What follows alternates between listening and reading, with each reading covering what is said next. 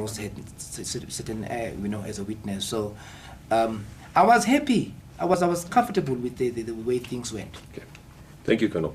Right, I'm now going to proceed to the third, the fourth, and the fifth charges, which all relate to absence without leave and non-attendance when required to attend. Colonel, could you give us a bit of, or could you just explain to me what was the circumstances? It says on about the 6th or 7th of the March 2001, you apparently intentionally and negligently and without good sufficient cause left the place of duty to wit SA Army College.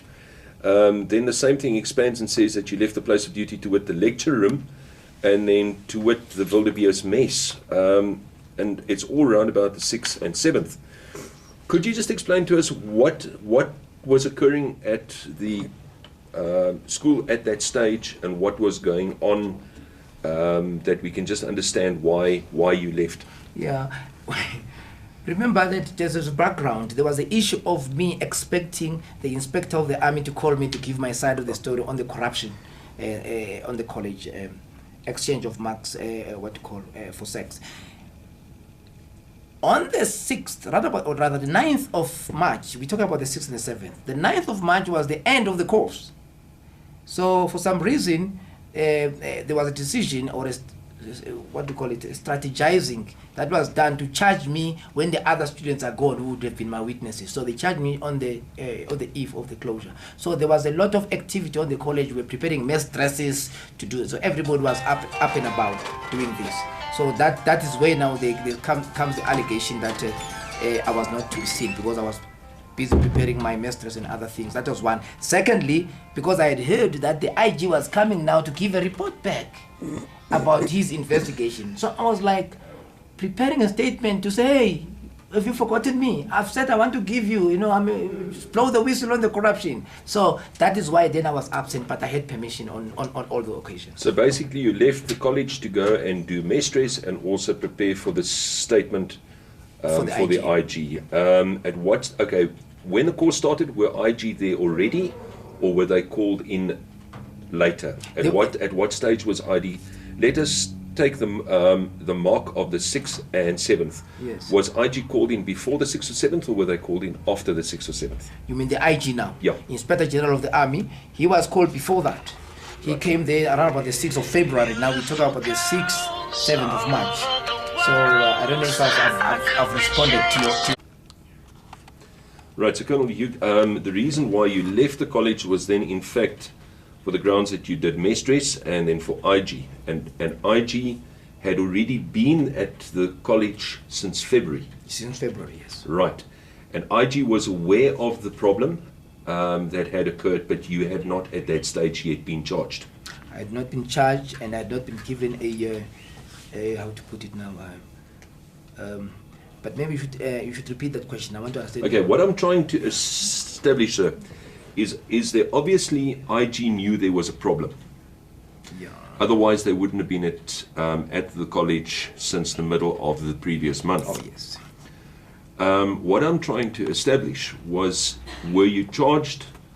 You then said that you left the college to go and prepare statements for IG, so obviously you were expecting that you would be called in by IG relating to their reason for being at the SA Army College. Yes, indeed. Now, what I'm trying to establish was that, so by the 6th and 7th, you had not been charged yet. No, I hadn't been charged yet, but there were indications, what we call it, the Abbey battle indications that General Dross, he was still a colonel that was going to charge me. There were already these indications. Okay, and on what day were you charged? On the 9th of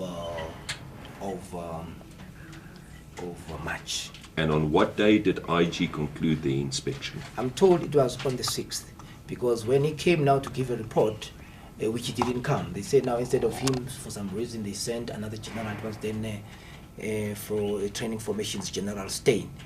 It was the 6th. That's my understanding of it. And did IG take a statement from you? Never. So, am I to understand, Colonel, that IG never took a statement from you? Not on that. In that. That they concluded their inspection on the 6th without finding anything, and you were charged on the 9th after IG had concluded the inspection. That they didn't find anything, I wouldn't know, because I don't have that. Or whether they have, but they didn't get anything from you. No.